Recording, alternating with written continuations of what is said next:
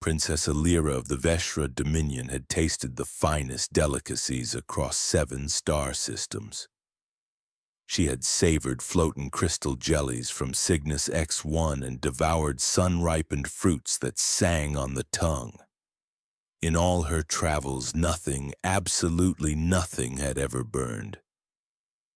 So when the human ambassador placed a small, unassuming red bowl before her at the interstellar cultural exchange, she couldn't help but laugh. Her silver eyes crinkled with amusement. "This is food," she said, her voice lilting. "It smells aggressive."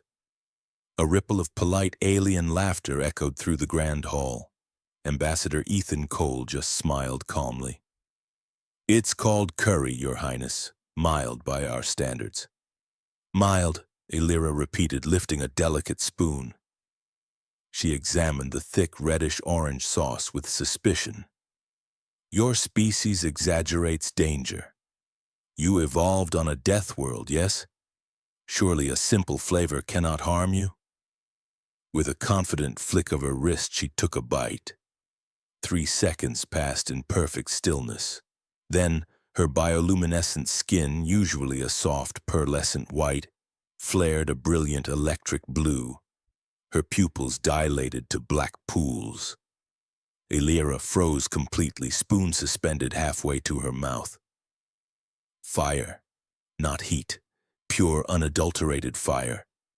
It erupted across her tongue, a supernova of sensation that raced down her throat and ignited a furnace in her chest. Her breath hitched.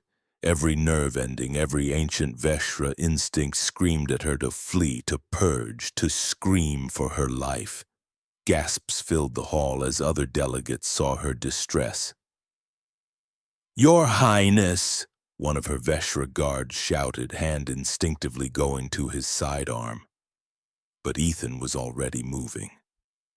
"Water, no, milk!" He corrected himself, grabbing a chilled container of a thick white liquid from the table.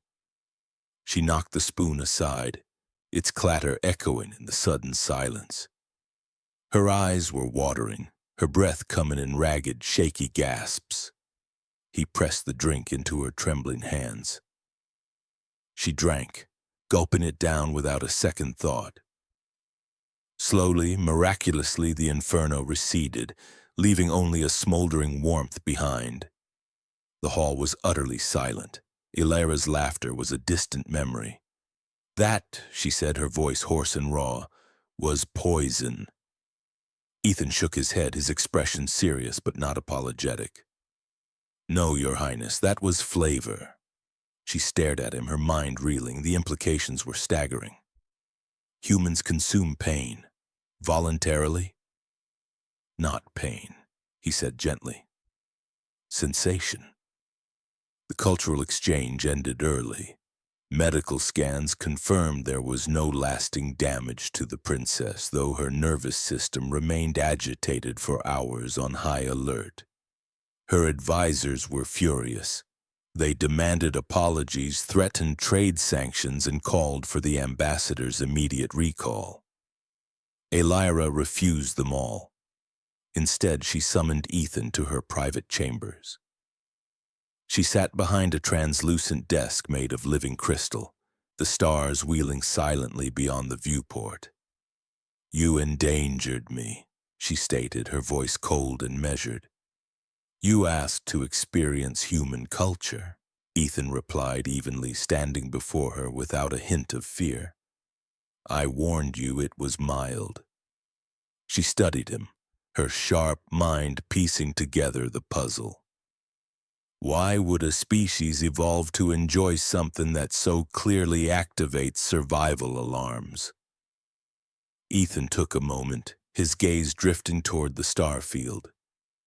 "Because comfort never made us stronger." Alira frowned, intrigued. "Explain." He gestured toward the vast emptiness beyond the station. "Earth is unstable. Tectonics, predators, wild climate swings, plagues. We didn't evolve to avoid pain. We evolved to endure it, to process it, and to overcome it." She leaned back slowly, the concept foreign to her entire biology. In Veshra physiology, she said, pain is failure. It's a signal to stop, to retreat, to seek safety. For humans, Ethan said, his voice resonating with a deep truth, it's information. The days that followed were deeply unsettling for the princess. She immersed herself in human history. She watched them survive brutal wars, endure horrific plagues, outlast ice ages and famines. Again and again, humanity recovered. They adapted not by eliminating hardship, but by meeting it head-on, by learning from the pain and growing stronger. And their food reflected that truth. Capsaicin, the compound in chili peppers. Fermentation, a form of controlled decay. Bitter plants and controlled toxins. Their cuisine was a catalog of substances that triggered biological alarms, but never quite crossed the line into true danger. It was a constant low-level training exercise. Your species trains itself for hardship through eating, Alira said during their next meeting. It wasn't a question. It was a realization. Ethan smiled. You could say that. She made a decision that shocked her advisors.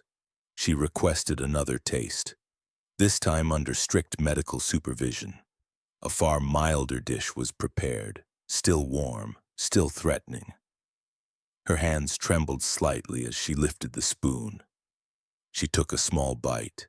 Fire bloomed again, less violent this time, more contained, but unmistakable.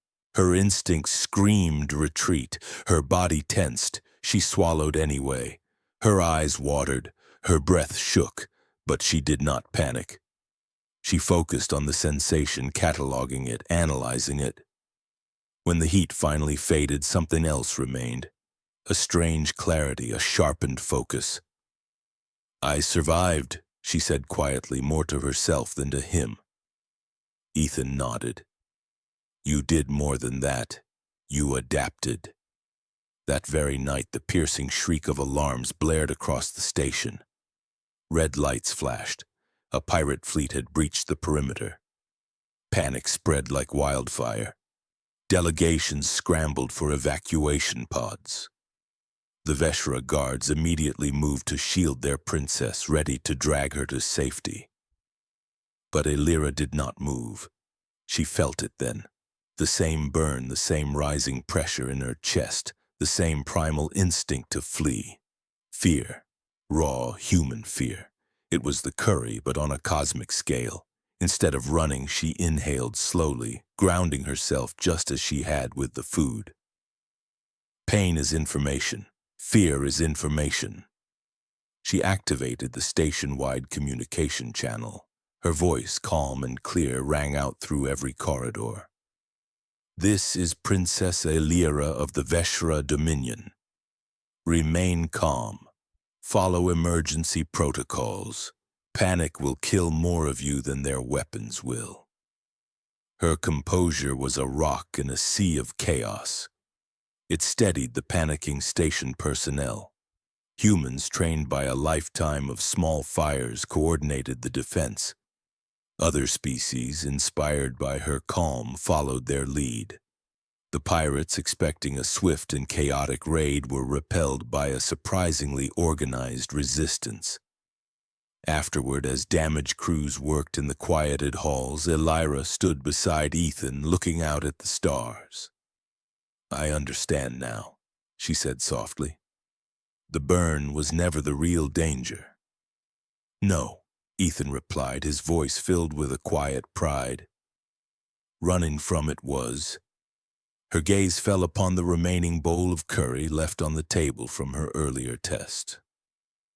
A small smile returned to her lips. Next time, she said, less milk. Ethan laughed, a warm, genuine sound that filled the hall.